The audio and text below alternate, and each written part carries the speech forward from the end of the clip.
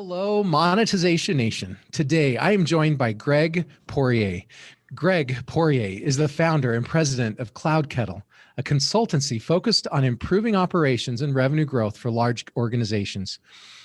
He has spent more than 12 years in the Salesforce ecosystem and is a 5-time Dreamforce speaker.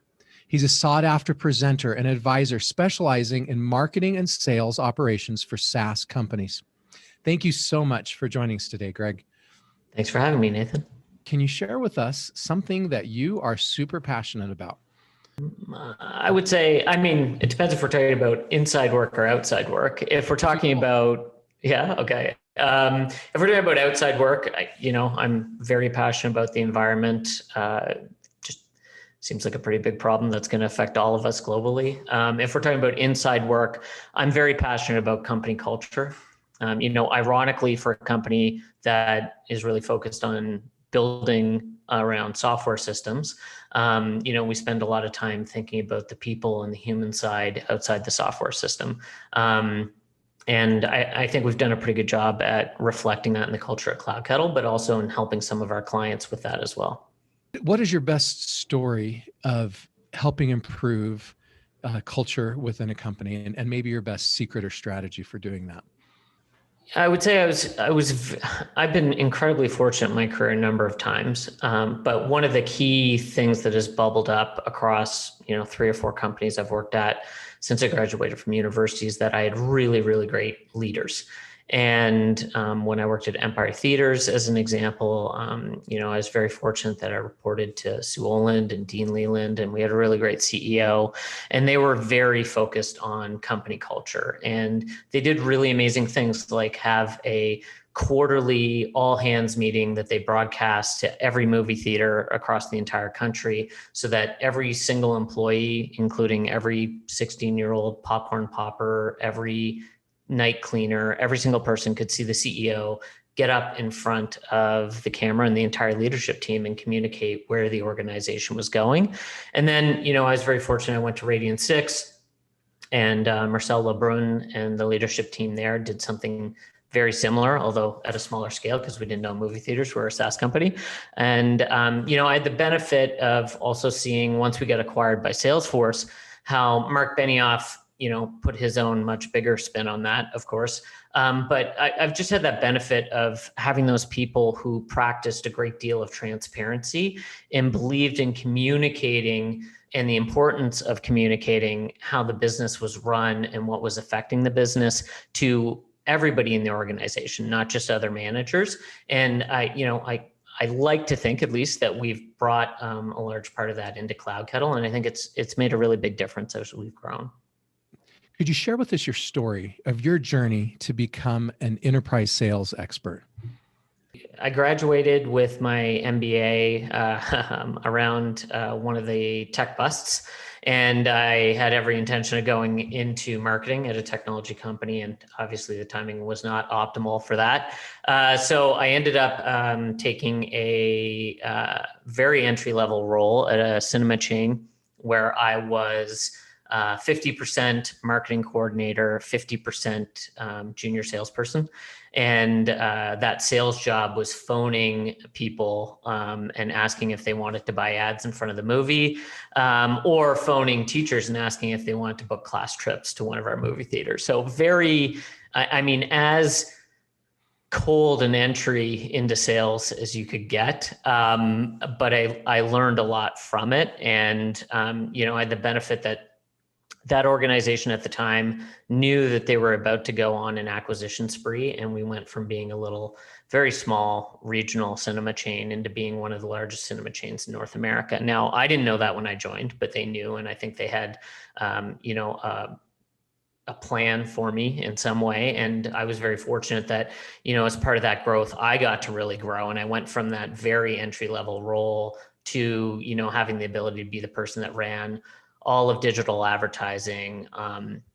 I ran the events, live events that beamed onto the movie screen. I got to run things like mobile ticketing and got to experiment with these new, relatively new technologies like Salesforce and ExactTarget, which became Marketing Cloud at Salesforce, and Google Analytics and Google AdWords. And these were things that were very new at the time, but I was just really fortunate that my passion overlaid with a lot of big changes that were happening in the market. But also at the same time, I worked for a lot of people that believed in me. And, I would go to them with an ask and they would say, well, that actually does not seem like a obvious idea, but you seem to know what you're doing. So here's, this amount of budget to go do it. And they kept giving me that, and I kept bringing home wins, but they had the faith in me to do it. And I don't think most organizations would have been able to do that. That's really neat to have a supervisor who's willing to invest in you, even though they don't see the vision, but they are willing to trust in you and your vision. Yeah. That's a sign of a great leader. Yeah. And from there, I was very fortunate. I got recruited to go work at Radian6, and eventually they were acquired by Salesforce. At Radian6, I was doing what would now be called marketing operations, but didn't have a fancy, sexy title back then.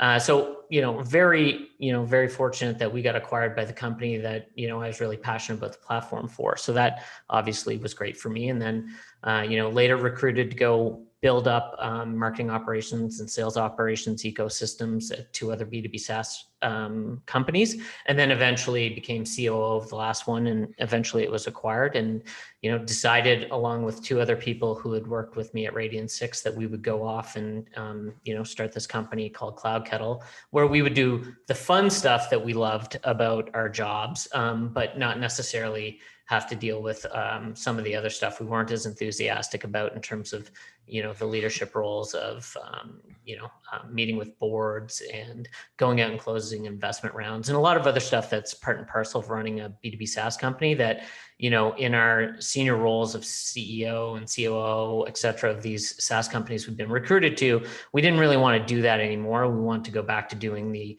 marketing operations and sales operations stuff that we were really good at. Nice. That's nice to hit a spot in your career where you can choose to focus on the things that resonate with you, the things that light your fire. So tell us, where'd you go from there? Well, that was the founding of CloudKettle. So that was about 7 years ago that I started the company.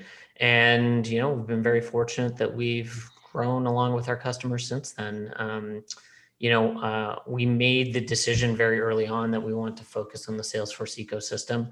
And that was a, somewhat obvious choice, but not necessarily a home run. In that time, Salesforce has gone from being a, good sized enterprise software company to being a company that employs 50,000 people and is one of the largest enterprise software companies in the world. So again, really right place, right time, right platform. And been lucky that the company's been able to grow along with that. Yeah, Salesforce is definitely a fabulous platform you can do a lot of things with. So with all of the amazing success you have had in your career, what is the greatest home run you've hit? I think CloudKettle is the greatest home run, and there's a certain amount of ego tied up in that, and that I started the company and 7 years later, but we are now a company that has millions of dollars in revenue a year. And, for someone who grew up in a really small rural area didn't have a computer and until I was in university, that's a pretty amazing, I think, evolution of where things went. And, I'm very proud of that. And I'm proud of everybody who works here who helped contribute to that. Outside of CloudKettle, if I was to go back further in my career and, again, another story about right time, right place. When I was at Empire Theaters, I, conceptually thought that we could deliver people's movie tickets to their mobile phones via text message. And at the time, that was not a very obvious thing. There was no sporting venues or movie theaters or any other venue that was doing that in North America. We actually had to go out and get technology from Europe and a bit from Japan in order to be able to execute on it.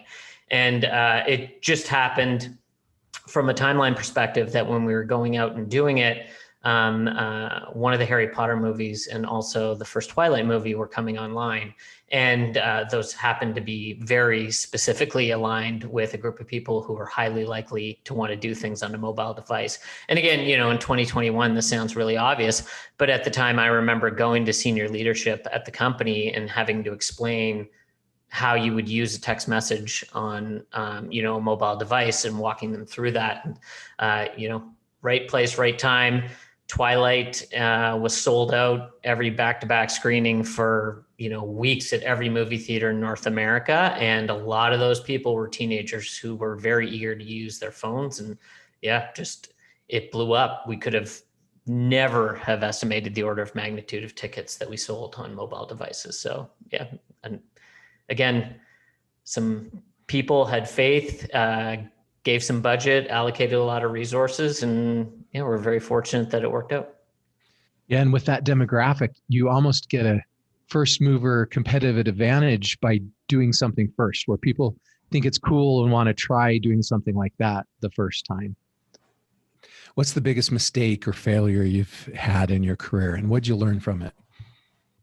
Well, when I left Salesforce, I was recruited to another B2B SaaS company. And because of how well things went at Empire Theaters and then later at Radian6/Salesforce, I thought that winning at a B2B SaaS company was a lot easier than it was. And so, I went to a company. They had a seed round of funding, and, they had what I thought was a good product, but I didn't do enough homework on the founders. I didn't do enough homework on the culture fit, and I didn't do enough homework on the product market fit. And, unfortunately, I also recruited a lot of really great people to go work there that I'd worked with at other companies. And, the company just didn't make it happen. And, eventually I was put in a place where I had to lay myself, and then later, I guess at the same time, other close peers off that I had recruited there. And, there's no question that at least part of that was a failure on my part, and that I didn't do enough investigation before going there. Me having to leave the company because there wasn't enough money to support myself, that's fine. There'll always be a job for the Gregs in the world, but certainly it wasn't as easy a transition for some of the other team members. Yeah, that's rough, having to let people that we care about, that have trusted us, go. What is your best monetization strategy or secret? I think one from, if you look at it from my perspective, where I'm very focused on enterprise sales and really long, big sales cycles. So how do you close deals that are 100K, 250K, 500K, $1 million? How do these big enterprises close sales like that? And how do you support that with systems? I think one of the really amazing opportunities that is missed often is the ability to move data from Salesforce into the Google Analytics ecosystem in order to improve retargeting. So most organizations, they do a lot of really dumb retargeting. Hey, if you come to my website and you don't download our ebook or our Forrester guide, or what Gartner said about us, or however, whatever the case may be, you haven't filled out some kind of form and become a lead, we're just going to hit you with retargeting until you finally do come out and fill out a form, and then we will stop. And that's a very blunt force instrument, not particularly effective on the enterprise side. So on the enterprise side, you have that ability using Google Analytics and Salesforce. You can push your Salesforce lead status or opportunity stage data into Google Analytics. And using that, you can build audiences. So you can say, this is everybody who is a raw lead and they're open. These are people who are a marketing qualified lead and they're ready for SDRs to start pursuing. These are people who have become a sales qualified lead. And you can start to retarget those people in the Google AdWords ecosystem in a much smarter way. And if you think about it, companies invest a lot of advertising dollars in retargeting people to make them become a lead, and then they stop investing in them. But somebody who's already a lead is an order of magnitude more valuable than somebody who's not yet a lead. So at that point, you really should be running more retargeting ads to them that are specific to the lead status and what part of the sales process they're in. So if somebody has finally become a lead, maybe you start running them advertising talking about a lot of brand awareness, so that when that SDR phones them, they're very ready to speak to you and you're very top of mind. And after that SDR sales qualified them, maybe you start showing them video case studies. But there's a lot of ability to do that with the Google Ads ecosystem that people don't take advantage of. Okay. So your best monetization advice and strategy is to do smarter retargeting and taking your data from Salesforce or whatever system they might be using and getting it inside Google for that retargeting. Yeah. And, if you're using Salesforce and you've got Google Analytics 360, which you probably would have if you're at scale, there's a free out of the box solution that Salesforce and Google offer in order to do that. It's just most companies aren't aware of it, and they're not educating their ads team or their agency, as the case may be, that data exists so that they can leverage it. Yeah. Do you help companies do that integration? We do. We're a Salesforce partner and a Google partner, so we often help with that. We don't run advertising campaigns. I think there's a lot of organizations out there much better placed to do that type of work. But we'll provide them a lot of background on the strategy around behind how you do that, why you should do that, and what type of content works at each stage of that selling cycle. What do you think is the biggest tectonic shift that is transforming the business landscape today? Well, I think regulation is probably the biggest one. So, certainly I think almost everybody in marketing is going to be aware of GDPR and some of the implications around that. Most of our American friends, particularly those in California, would be familiar with CCPA. We're also seeing, as a result of the new government that's in place in the US, there's probably going to be a lot of new regulations and scrutiny around, the activities and how the big two, the Google ecosystem and the Facebook ecosystem, are gathering data in order to do advertising. Google Chrome's elimination of, moving to that cookieless or less cookied world and moving away from that third-party data world. Apple's privacy push. Those things are all combining to really move us into a world where it's going to be a lot more difficult and going to require a much greater deal of sophistication in order to do the type of advertising and retargeting and just understanding your customer that historically, larger and more sophisticated organizations have been able to leverage. Now, what I would say is, I think overall it's a good thing. Those organizations and those major platforms have had free reign for too long, and some scrutiny is probably valuable there. But it is going to cause a lot of pain. And, I think organizations just have to adapt to it quickly now because it's coming. Waiting and hoping it's going to go away in 2 years is kind of a non-starter. And taking advantage of it as much as we can right now before it goes into effect, right? Can we use the current ecosystem to build our customer list big enough so we're not dependent upon those platforms and we can market directly to our customers when that happens? So one of the tectonic shifts we've been talking a lot about is credibility marketing. Do you have any stories or examples or secrets or strategies of credibility marketing you could share with us? I think one of the ones that we like to see and recommend a lot is using video and other, other means of delivering customer testimonials and customer case studies and customer stories. Video is particularly effective, although it doesn't always have to be video. But again, going back to what I was talking about using retargeting much more effectively, if you've got somebody who, because for a lot of the clients we work with, the sales cycle could be 6 months, it could be 9 months, it could be 12 months. So you have to keep yourself top of mind and you have to keep them engaged for a very long period of time. And if somebody's reached that point where they're sales qualified and they're actively in a sales cycle with a sales rep, and maybe that deal is worth $250,000 or $500,000 in some cases, having things set up so that people at that organization are automatically seeing video advertising, showing happy customers talking about how they solved a problem that's similar to the problem that this company is experiencing, giving that credibility, showing that other enterprises and other organizations are using the product and succeeding with it. That can be really, really effective in video, particularly as a means of retargeting, although not just that. I mean, certainly you want that on your website. You want your sales reps to, be enabled with that as something they can send out. But putting those customer stories and those testimonials, particularly using video as the medium, it's really effective, and everybody nods their head and says it's a good idea, but very few companies do it well. Any secrets or strategies of how to do it well? I think the biggest one, which the biggest barrier, is that nobody wants to make the ask. I think salespeople in particular certainly don't want to make that ask of the customer.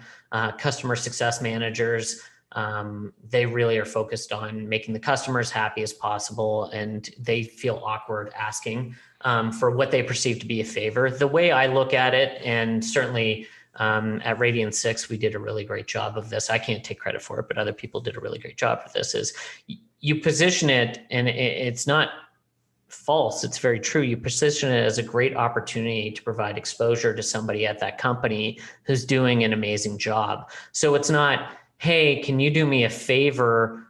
We really would love you to do this video thing talking about us. That's the wrong approach. The right approach is, hey, you are a very smart person. You've come up with a sophisticated way to solve this problem at your organization. You planned it out well, you deployed it well, and now you're using our product very successfully. That's a testimony to how smart you are. Let us give you a platform where we can promote and talk about how amazing a job you did at that. And I think if you go into it with that mindset, you're likely to get a much better product at the end. Because the pitch is what's in it for me, right? You're telling the customer what's in it for them instead of asking them to help you. Mm-hmm. In the end, they really don't care about us. They care about how we can help them with what's important to them. Yeah. And I mean, approaching people to speak at events, I think it's very similar. So we try not to, and this isn't always the case, but where possible, if we're asked to speak to an event, we'll try to bring a customer with us. And again, hey, we're going to speak at Dreamforce. You did this really great project with us. Instead of us just being on stage, how about you get on stage with us, and we'll tell the story about how you did this amazing project at your company. And certainly easily the best Dreamforce presentation I've ever done. That was the case where we did it with one of our clients and partners. And it was about showing them off and showing off the great work that they were doing. And that is a crazy good example of credibility marketing, because instead of you telling the world what a great job you did, it's one of your customers who's telling the world what a great job you did. And people are going to trust your customers so much more than anything you could ever say. I love that. Inviting a customer with you to a trade show to speak with you. Thank you so much, Greg, for sharing your stories and insights with us today. Here are some of my key takeaways from this episode. Number one, strong leaders are trusting. We should strive to create a healthy environment where our employees and partners feel trusted and heard. Number two, strong leaders communicate transparently with their entire teams, not just with those in management. Number three, strong leaders do significant research before they make their decisions. Number four, we are more likely to find success in our businesses if we focus on the people and human side of things. Number five, Greg's best monetization strategy is to do smarter retargeting by taking data from Salesforce and using it in Google Analytics. Number six, we should continue to market to our leads even after they make a purchase. To learn more about or connect with Greg, you can connect with him on LinkedIn and Twitter, or visit his website at cloudkettle.com. And there's links to each of those sites in the blog post for this episode at monetizationnation.com. You can also get a free ebook about passion marketing and learn how to identify and leverage the highest passions of our ideal customers at passionmarketing.com. You can also subscribe to Monetization Nation on YouTube, Instagram, Twitter, our Facebook group, and on your favorite podcast platform. Thanks for joining me for this episode. I wish you success in becoming a stronger leader. Do you want to become a better digital monetizer? To receive great monetization stories and secrets, please go to monetizationnation.com and join free. And if you liked today's episode, please subscribe to the show and share it.